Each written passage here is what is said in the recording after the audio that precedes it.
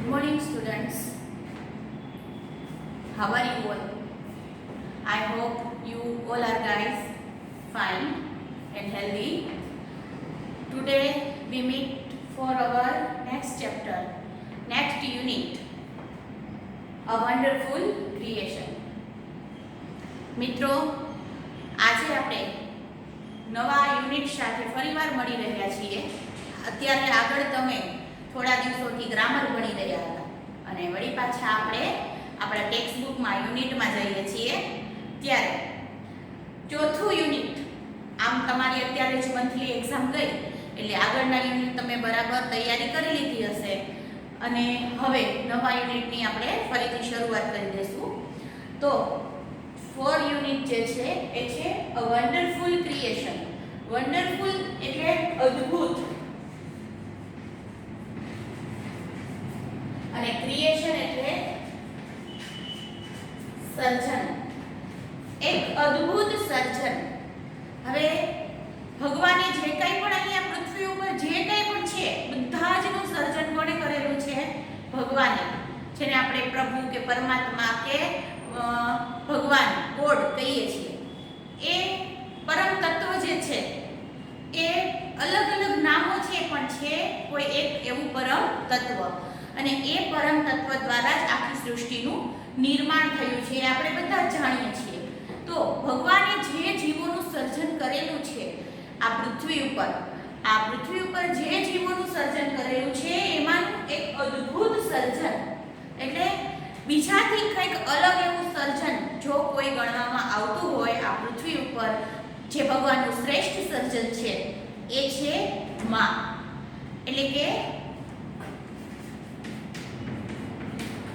માતા કે જેને આપણે મમ્મી કે મોમ કે બા કે જે કંઈ પણ શબ્દથી આપણે એને સંબોધતા હોઈએ છીએ, પણ એ માં છે જે વાત્સલ્યની મૂર્તિ છે, પ્રેમ અને લાગણીનું એક પૂતળું છે એમ કહી શકાય. તો આવું એક સર્જન છે એ કોના દ્વારા થયેલું છે? ભગવાન દ્વારા. અને ભગવાન દ્વારા થયેલું આ શ્રેષ્ઠ સર્જન છે. અને આમે મિત્રો કહેવાય છે ને કે આ ભગવાન છે એ દરેક જગ્યાએ નહોતો પહોંચી શકતો એના બાળકોનું ધ્યાન રાખવા માટે. એટલે દરેક ઘરની અંદર દરેક પ્રાણી માટે એની માનું સર્જન કર્યું એને, કે જેથી કરીને ભગવાન પોતાનો જે પ્રેમ છે, પોતાની કેર છે એ એના બાળકને આપી શકે. અને એ પણ એક માતા દ્વારા. એટલે આમ કહીએ ને તો ભગવાનનું જ એક અંશ છે આ માતા છે. તો આવી માતા અદ્ભુત સર્જન જે ભગવાનનું ગણી શકાય છે એના વિશેનો આપણો આજનો આ યુનિટ છે.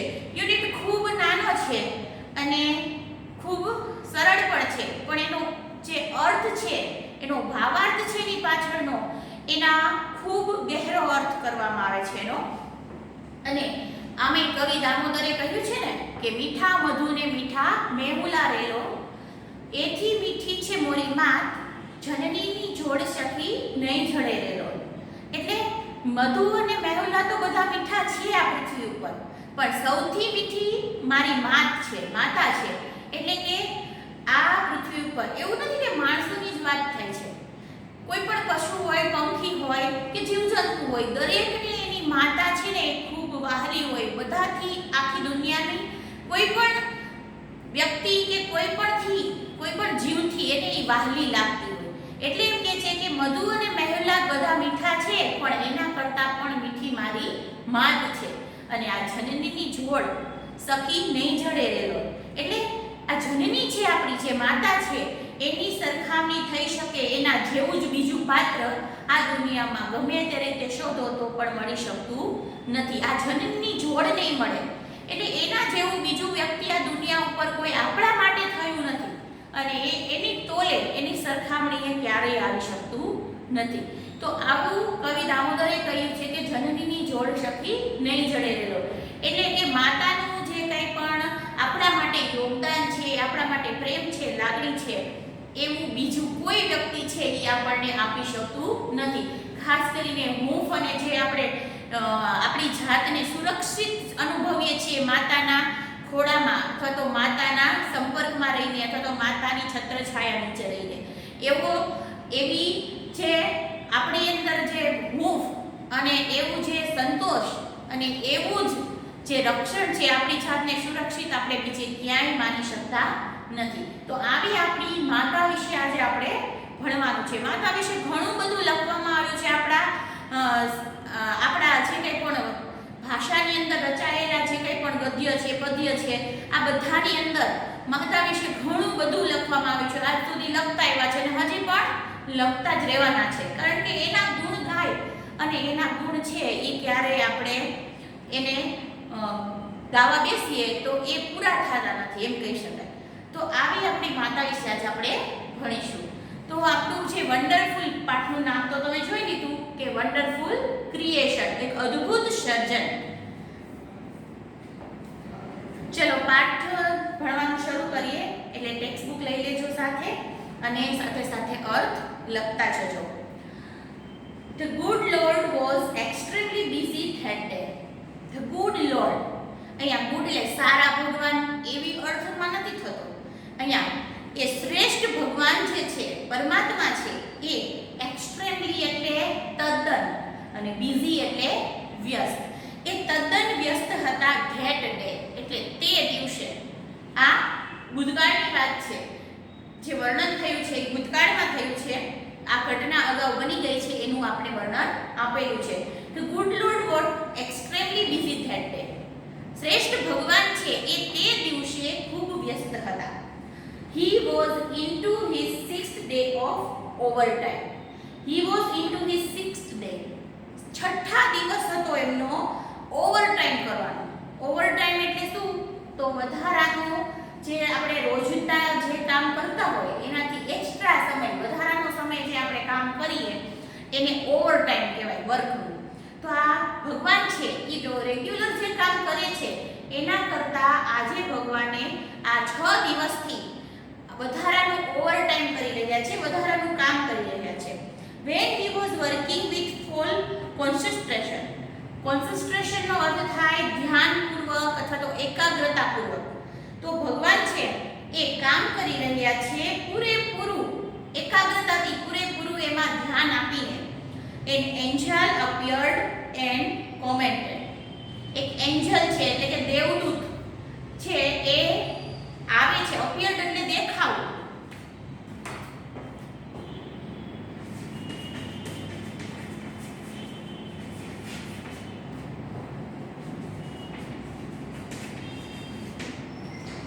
અથવા તો તમે એને પ્રગટ થવું પણ કહી શકાય કે કોઈ વ્યક્તિ કામ કરતું હોય ને બીજું વ્યક્તિ આવીને ઊભું રહે તો એને આપણે આવવું કે દેખાવું કે પ્રગટ થવું એવું કહેવાય. તો આ એક એન્જલ છે. એન્જલ એટલે દેવદૂત.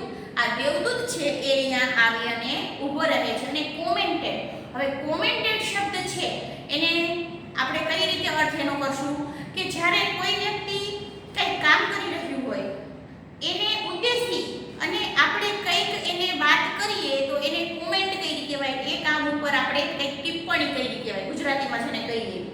તો એ જોઈ અને એની વાત પર એ ટિપ્પણી કરે છે, ભગવાનને કહે છે You are taking so much care for creating this creature.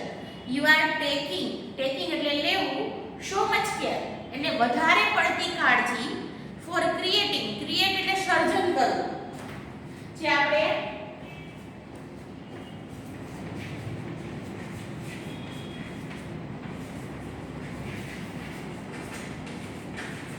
જો અહીંયા આ ક્રિએટ એટલે સર્જન કરવું એ ક્રિયાપદ છે અને ક્રિએશન એટલે સર્જન એ નાઉન છે.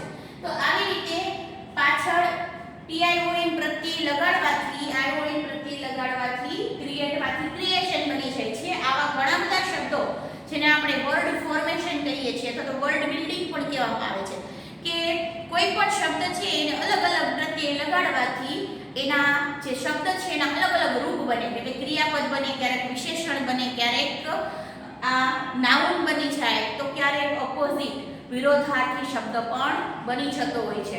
તો આને આપણે વર્ડ ફોર્મેશન કે વર્ડ બિલ્ડિંગ કહેવામાં આવે છે.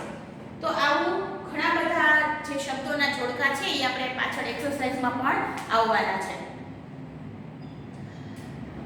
ધીસ ક્રીચર એટલે પ્રાણી અથવા તો આપણે જેને જીવ કહીએ છીએ એ.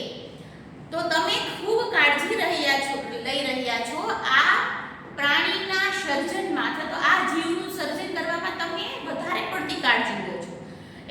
બીજા જે સર્જન કરે છે બીજા જીવનું ભગવાન, એનાથી આ સર્જન કરતી વખતે વધારે પડતું કાળજી રાખતા હોય, વધારે પડતું એમાં ધ્યાન આપતા હોય અને વધારે કામ કરતા હોય એવું એન્જલને લાગે છે. એટલે એ એન્જલ ભગવાનને કહે છે કે ભગવાન તમે આ જીવનું સર્જન કરવામાં તો ખૂબ વધારે કાળજી લ્યો છો. That's true said the Lord. Lord ભગવાન કહે છે ધેટ્સ ટ્રુ, તે સાચું છે તારી વાત. Do you want to know the details? તું આ જીવ વિશેની ડિટેલ્સ એટલે એની માહિતી જાણવા માંગે છે? એટલે કે હું આમાં શું કામ કાળજી લઉં છું, આ કયો જીવ છે, શું સર્જન કરી રહ્યો છું, એની માહિતી છે એ તારે જાણવી છે. What are they? The angel was curious. What are they? એટલે તે શું છે? એન્જલ છે એ ક્યુરિયસ એટલે જિજ્ઞાસુ અથવા તો કંઈક જાણવા માટેનો રસ દાખવતું હોય, જેને આપણે જિજ્ઞાસુ કહી શકીએ.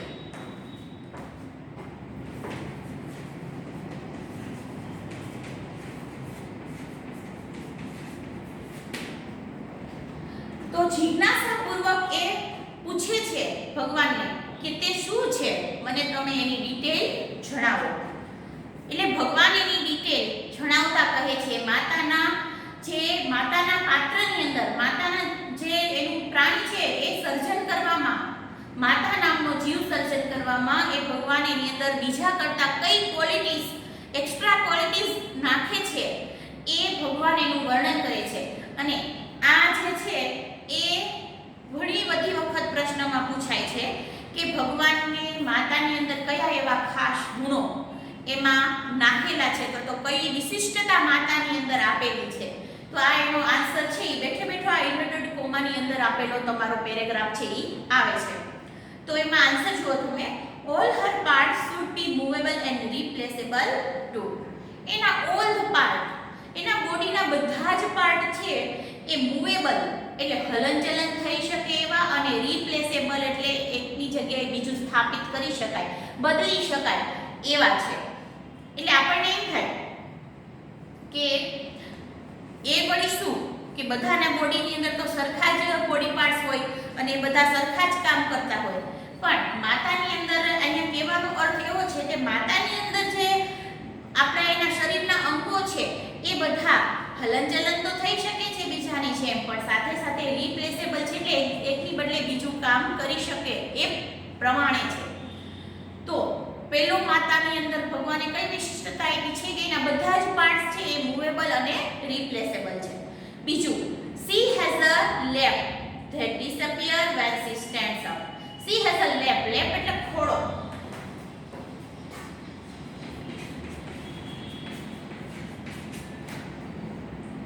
જેને હિન્દીમાં આપણે ગોદ કહીએ છીએ એટલે ગુજરાતીમાં ખોળો કહીએ છીએ. તો આ લેપ છે એની પાસે એક એવું ખાસ પ્રકારનો ખોળો છે કે જ્યારે તે ઊભી થાય છે ત્યારે તે અદૃશ્ય થઈ જાય છે.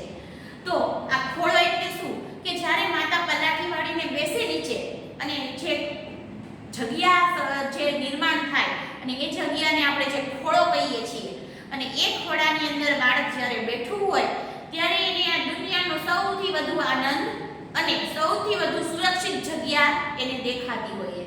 તો આ ખોળો છે એ બાળકના બધા જ દુઃખોનું નિવારણની જગ્યા છે એમ કહી શકાય.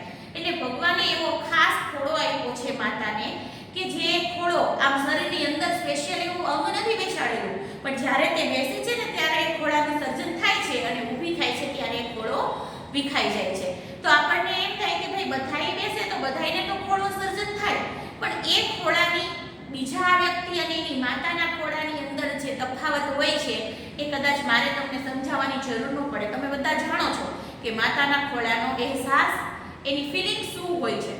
તો આવો ખાસ પ્રકારનો માતાનો ખોળો આપેલો છે અને એ ઊભી થાય ત્યારે અદ્રશ્ય થઈ જાય છે. આ બીજી વાત છે. હવે ત્રીજું શું આપેલું છે? I have to endure her with a kiss that can cure everything from a broken leg to broken heart. I have endure એટલે સ્થાપિત કર્યું છે અથવા તો એની અંદર મૂકેલું છે. હવે શું મૂક્યું છે ભગવાને? તો માતાને કિસ એટલે ચુંબન. તો એવા પ્રકારનું એક ખાસ ચુંબન આપેલું છે માતાને ભગવાને કે જે કર એટલે ઈલાજ કરો. ઈલાજ કરી શકે છે એવરીથિંગ, બધી જ વસ્તુનો ઈલાજ છે એમાં. From broken leg to broken heart, તૂટેલા પગથી લઈ અને તૂટેલા હૃદય સુધીનો બધો જ ઈલાજ છે. એટલે અહીંયા એક એક્ઝામ્પલ દ્વારા તમને સમજાવવામાં આવ્યું છે. જો આ વાક્યને લઈને બહુ કન્ફ્યુઝન થતું હોય છે વિદ્યાર્થીઓને, એટલે ખાસ સમજી લેજો આ વાક્યને કે આ કહેવાનો અર્થ શું થાય છે આ વાક્યનો. તો એમ કે છે કે જ્યારે તમને કોઈ પણ જાતની તકલીફ થઈ હોય, ધારો કે શારીરિક ઈજા થઈ હોય, બાળક રમતું રમતું પડી ગયું, હાથમાં વાગી ગયું, પગમાં વાગી ગયું કે માથામાં વાગી ગયું, તો ઈ શું કરશે બાળક? તરત દોડી અને એની માતા પાસે આવશે અને માતાના ખોળામાં બેસીને રડવા લાગશે. અને આવું જ્યારે કરશે ને ત્યારે માતા એને પ્રેમથી માથે હાથ ફેરવી અને એના કપાળે ચૂમશે. અને આ જે એના કપાળે પ્રેમથી જે કિસ કરે છે એના કારણે, એના પ્રેમના કારણે બાળકનું જે દુઃખ છે ને એ થોડુંક હળવું થઈ જાય છે.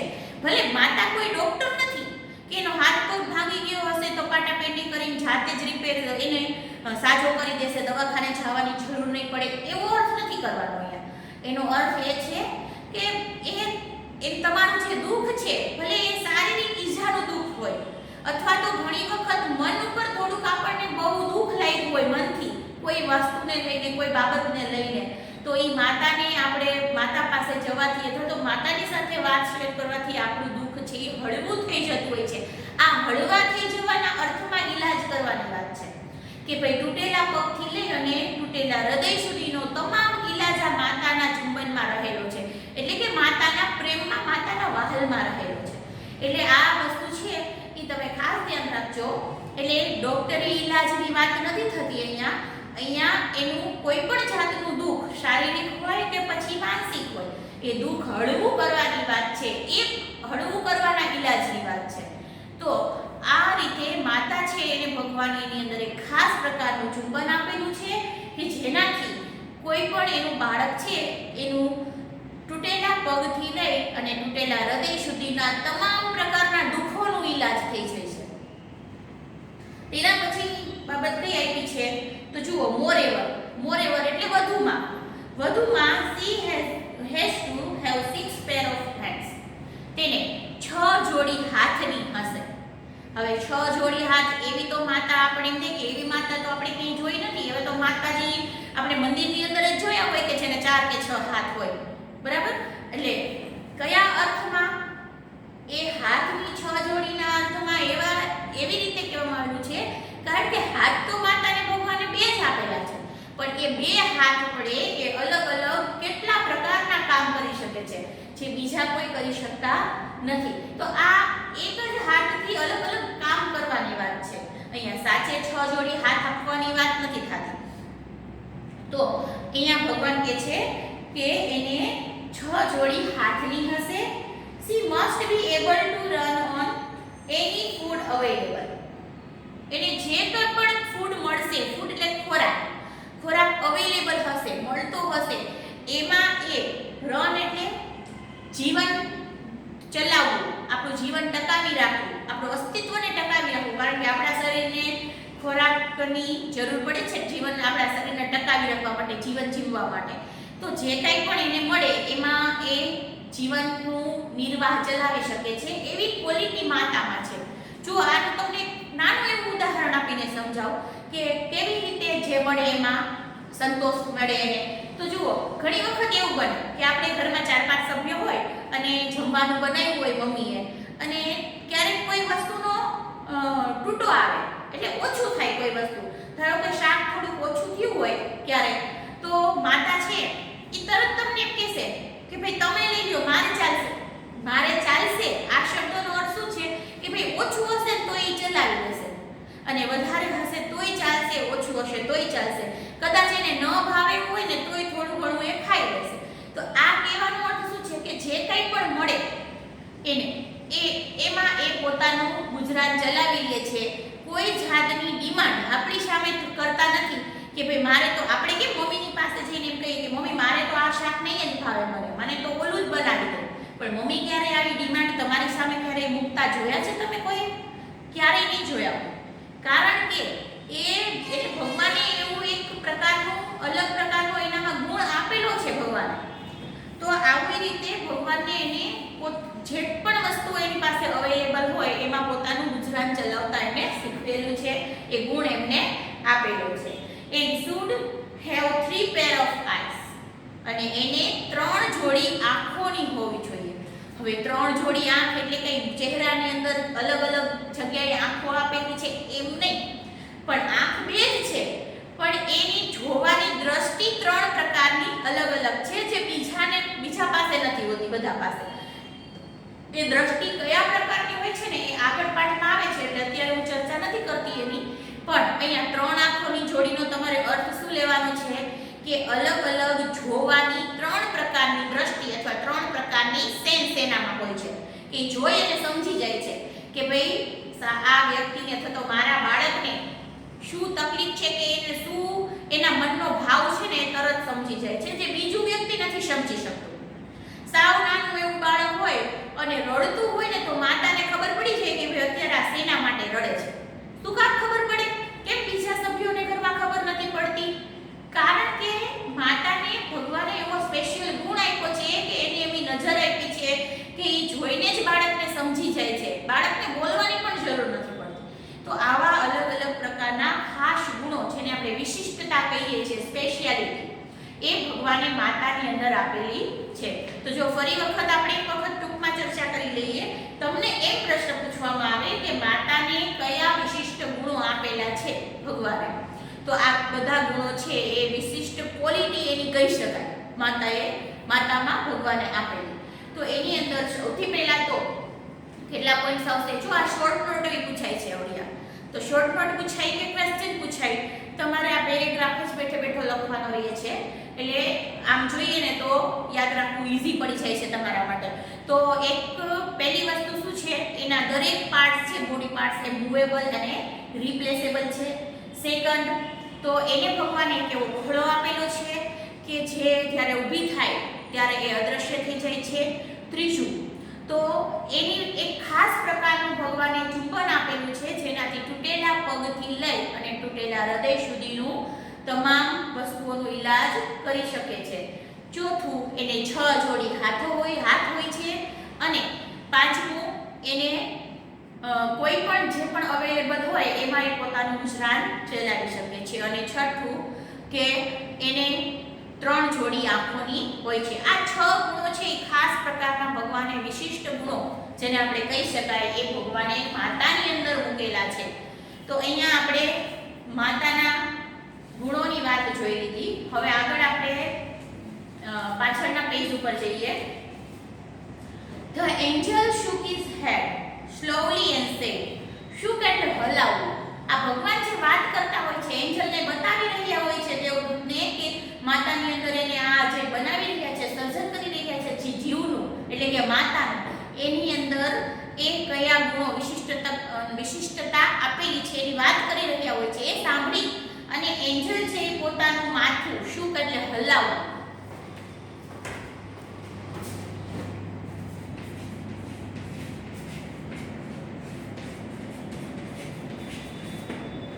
એ પોતાનું માથું હલાવે છે અને સ્લોલી એટલે કે ધીમે ધીમે એન્ડ સેડ અને કહે છે, ભગવાનને કહે છે, ભગવાનની વાત સાંભળીને, અ માઇટી ઇમ્પોસિબલ ટાસ્ક આઈ સપોઝ.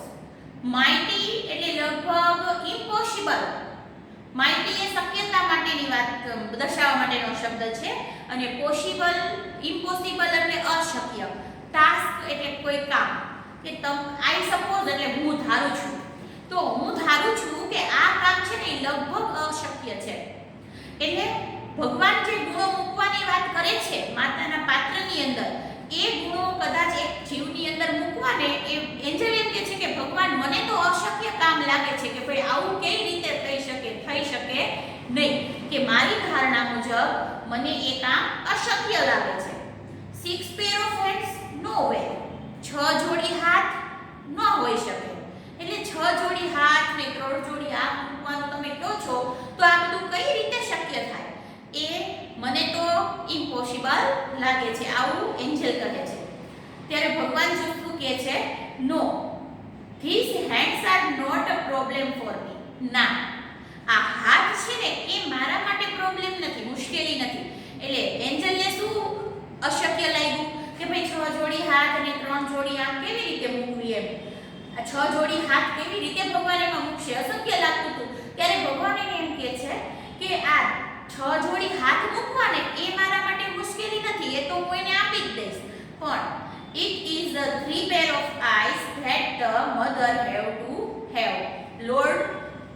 પઝલ. પણ આ 3 જોડી આંખ જે મારે માતાને આપવાની છે એ મારા માટે થોડીક મુશ્કેલી છે. એટલે લોર્ડ ભગવાન, લુક એટલે દેખાઈ રહ્યા છે, પઝલ એટલે મૂંઝાયેલા. અહીંયા આપણે કહીએ ને કે બહુ ચિંતામાં હોય, કોઈ કામ ન થતું હોય તો આપણે ખૂબ મૂંઝવણમાં હોય કે ભાઈ કઈ રીતે કરવું, એ અર્થમાં અહીંયા પઝલ છે.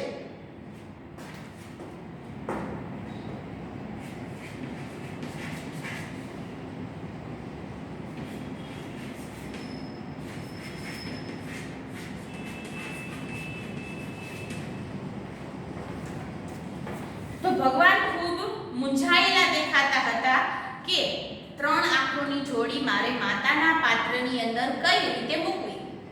ઓ so you are creating a standard model of a mother. એટલે તરત જ આ એન્જલ સમજી જાય છે. ભગવાને એને કીધું નહોતું કે હું આ માતાનું પાત્ર બનાવું છું, પણ એન્જલ સમજી જાય છે કે ઓ એટલે અરે શો યુ આર ક્રિએટિંગ એટલે તમે ક્રિએટ કરી રહ્યા છો, એટલે કે સર્જન કરી રહ્યા છો સ્ટાન્ડર્ડ મોડલ. સ્ટાન્ડર્ડ એટલે કે આદર્શ અને મોડેલ એટલે નમૂનો. તો આદર્શ નમૂનો બનાવી રહ્યા છો માતાનો. એક માતાનો આદર્શ નમૂનો બનાવી રહ્યા છો. આદર્શ નમૂનો કેને કહી શકાય કે બધી રીતે બધાની અંદર એ શ્રેષ્ઠમાં શ્રેષ્ઠ પાત્ર નમૂનો બનાવ્યો હોય એને સૌથી આદર્શ નમૂનો કહી શકાય કે જે છે ને એ આખી જાતનું એ માતાની આખી જે કંઈ પણ જેટલી પણ માતા છે એના માટેનું ખાસ ઉદાહરણ પૂરું પાડતું હોય એવું આદર્શ મોડલ. તો તમે માતાનું એવું ખાસ પ્રકારનું આદર્શ મોડલ બનાવી રહ્યા છો. But 3 pair of eyes what for. પણ 3 આંખોની જોડી વોટ ફોર એટલે શેના માટે? The angel got interested. Angel છે ગોટ ઇન્ટરેસ્ટેડ એનો અર્થ થાય એમાં રસ લેવો.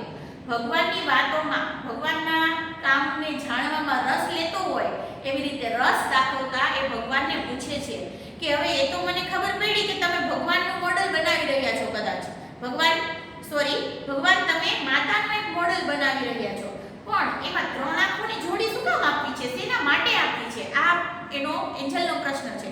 અને આ જ પ્રશ્ન તમને પણ પૂછી શકે કે ભગવાને માતાને 3 આંખોની જોડી શેના માટે આપેલી છે. તો અહીંયા આગળ એ જે પેરેગ્રાફ છે ડબલ ઇન્વર્ટેડ કોમા વાળો નાનો એનો આન્સર બેઠે બેઠો આવશે. એમાં તમારે કોઈ જાતનો ચેન્જ કરવાની જરૂર નથી. તો જુઓ, one parent that see her children through closed doors.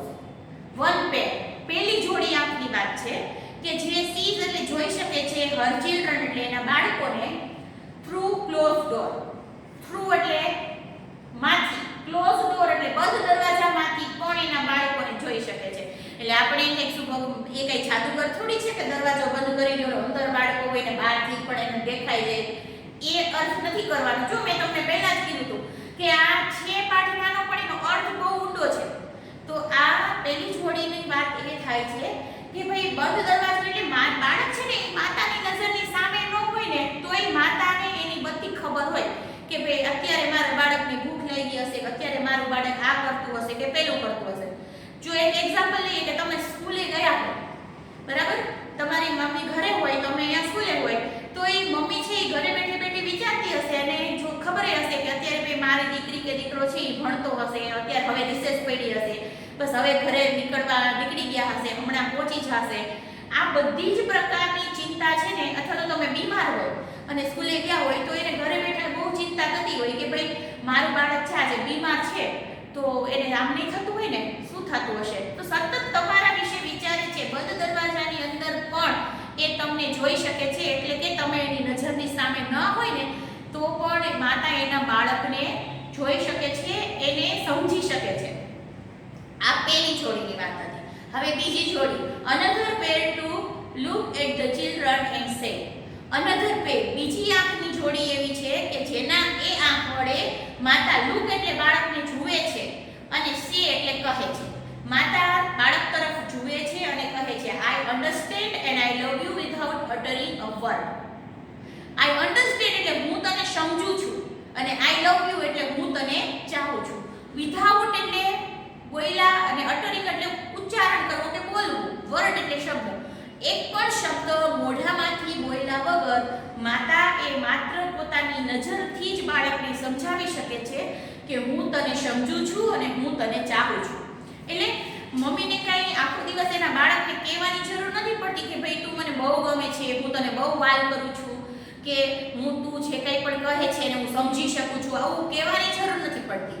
માત્ર એ આપણી તરફ મીઠી નજરથી જુએ ને તરત જ બાળક સમજી જાય છે કે મારી માતા છે ને એ મને ખૂબ ચાહે છે.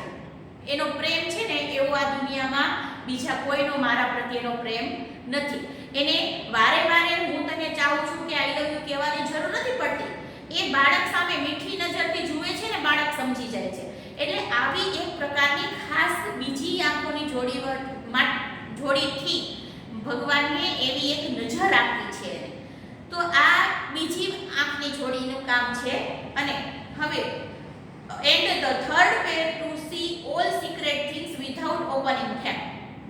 અને ત્રીજી જે જોડી છે આંખની એ ભગવાને શેના માટે આપવાના છે કે એ આંખની ત્રીજી જોડી વડે see all secret things, એ તમારી જે રહસ્યમય જે કંઈ પણ વાત હોય તમારી રહસ્યની એ બધી જ તમે વિધાઉટ ઓપનિંગ ધેમ એટલે એને ખોલ્યા વગર તમે એને ના કહો ને તો એ સમજી જાય. સામાન્ય એક વાત છે કે તમે જો ઉદાહરણથી સમજાવું તમને કે આ કઈ રીતે ત્રીજી જોડી વાત થાય છે.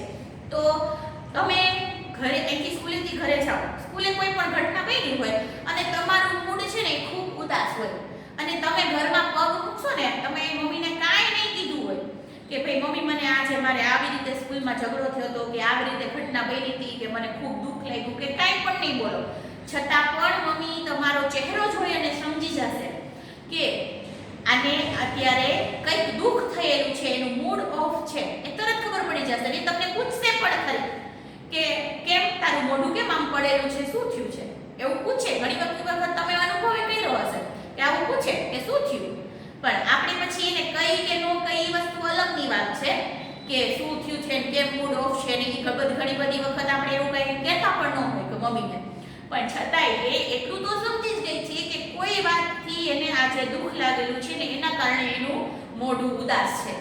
અથવા તો આપણે અપોઝિટ લઈ લઈએ કે ક્યારેક તમે ખૂબ આનંદમાં હોય, ખૂબ જ આમ મોજમાં હોય, તો મમ્મી તરત એમ કે આજ કેમ આજ ખુશખુશાલ દેખાય છે, શું થયું છે, શું વાત છે, તો તરત જ તમારા મૂડને તમારી અંદરની જે ફિલિંગ્સ છે ને એ તમારા ચહેરા ઉપરથી ખબર પડી જાય. અને આમાં એ પણ થાય ઘણી વખત કે તમે મમ્મીની સામે ખોટું બોલતા હોય ને તો એ તરત તમને મમ્મીને ખબર પડી જ જાય કે આજે આ ખોટું જ બોલે છે. ભલે મમ્મી છે એ તમને એમ ન કહે કે તું આજ ખોટું બોલે છે, એવું કદાચ ન કહેતી હોય તો કાંઈ નહીં, પણ તમારે એટલું યાદ જરૂર રાખવાનું કે તમે જ્યારે મમ્મી પાસે ખોટું બોલતા હોય ને ત્યારે ભલે મમ્મી તમને એમ થાય કે મમ્મીને ક્યાં ખબર પડવાની, હું સમજાવી દઉં, બરાબર, પણ એ ભલે તમને કાંઈ કહે નહીં પણ તો એને ખબર તો પડી જ જતી હોય છે કે અત્યારે આ ખોટું બોલે છે. તો આવી રીતે ક્યારેય માતાને ભગવાને જો આમ કીધું જ છે કે માતાને આપેલી છે ભગવાને આ ક્વોલિટી કે એના બાળકને કંઈ પણ ન બોલે ને તો એને સમજી જાય છે. તો આપણે માતા પાસે જ્યારે ખોટું બોલતા હોય ને ત્યારે એક વખત વિચાર કરી લેવો કે આપણી માતા છે ને એ આપણે બરાબર રીતે ઓળખે જ છે અને એ આપણને સમજી જ શકે છે, ક્યારે એની પાસે ખોટું બોલવાનો પ્રયત્ન કરવો નહીં. તો આવી રીતે આ ત્રણ જોડી આંખ છે એ માતાને આપેલી છે ભગવાને. તો ફરી વખત આપણે આ ત્રણ જોડી આંખની વાત કરી લઈએ. તો પહેલી જોડી માતાને શેના માટે આપેલી છે કે બંધ દરવાજાની અંદર પણ બાળકને જોઈ શકે છે, એટલે કે બાળક એના નજરની સામે ન હોય છતાં પણ એના બાળકને જોઈ શકે છે, એટલે કે એની કેર કરી શકે છે. બીજી જોડી તો એવી નજર બીજી જોડી દ્વારા આપેલી છે ભગવાને કે જેને મદદથી બાળકને કાંઈ પણ બોલ્યા વગર માતા સમજાવી શકે છે કે હું તને સમજું છું અને હું તને ચાહું છું. ત્રીજી જોડીની અંદર કાંઈ પણ બોલ્યા વગર તમે એને ન કહો તો પણ તમારી મનનું જે સિક્રેટ છે, જે રહસ્ય છે એ માતા સમજી શકે છે, એને જાણી શકે છે. તો આવી ખાસ પ્રકારની નજર છે ને એ ભગવાને આ ત્રણ આંખોની જોડી વડે, એટલે આંખ તો એક જ છે પણ અલગ અલગ ત્રણ પ્રકારની દ્રષ્ટિ આપેલી છે, એના દ્વારા એ માતા છે એના બાળકને પૂરેપૂરું સમજી શકે છે. તો આવી ખાસ પ્રકારની આંખો ભગવાને માતાને આપેલી છે. તો અહીંયા આજે આપણે આટલું રાખીશું, આગળનો પાઠ આપણે કાલે કરીશું. પણ આની અંદર બે પ્રશ્ન એક ખાસ પ્રકારના આવ્યા કે એક આવ્યો માતાની અંદર ભગવાને કઈ ક્વોલિટી મૂકેલી છે, અને બીજો પ્રશ્ન આવ્યો કે 3 આંખોની જોડી શા માટે ભગવાને આપેલી છે. અને આ બે છે ને એ તમારે શોર્ટ નોટની અંદર પણ આ પ્રશ્ન છે એ તમને મદદરૂપ થશે. શોર્ટ નોટમાં પણ આ જ બાબતોનો ઉલ્લેખ કરવામાં આવશે. અને આ મોસ્ટ આઈએમપી કહી શકાય એવા પ્રશ્નો છે. શોર્ટ નોટ અથવા એકાદો પ્રશ્ન આમાંથી વારંવાર આવતો જ હોય છે. તો આજના હોમવર્કની વાત કરી લઈએ હવે. તો આજના હોમવર્કમાં તમારે યુનિટ 4 ના સ્પેલિંગ લખવાના છે. યુનિટ 4 ના સ્પેલિંગ છે એ પાકી બુકમાં લખવાના છે. હવે તમે બધાને તો ખબર જ છે કે કઈ રીતે તમારે પાકી બુકમાં લખવાના છે. નવા પેજથી યુનિટ 4 ચાલુ કરી ત્રીજા યુનિટ પછી, અને આજના હોમવર્કમાં તમારે ચોથા યુનિટના સ્પેલિંગ ખાલી લખી નાખવાના છે. બરાબર? અને આવતીકાલે અથવા તો આવતા નેક્સ્ટ સેશનની અંદર આપણે આનો આગળનો જે પાઠ છે એને પૂરો કરીશું. ત્યાં સુધીમાં આ પાઠને એક વખત ઘરે વાંચી લેવાનો તમારે વિડીયો જોયા પછી, અને જે પણ નવા શબ્દો છે એને સમજવાનો પ્રયત્ન કરવાનો. Thank you.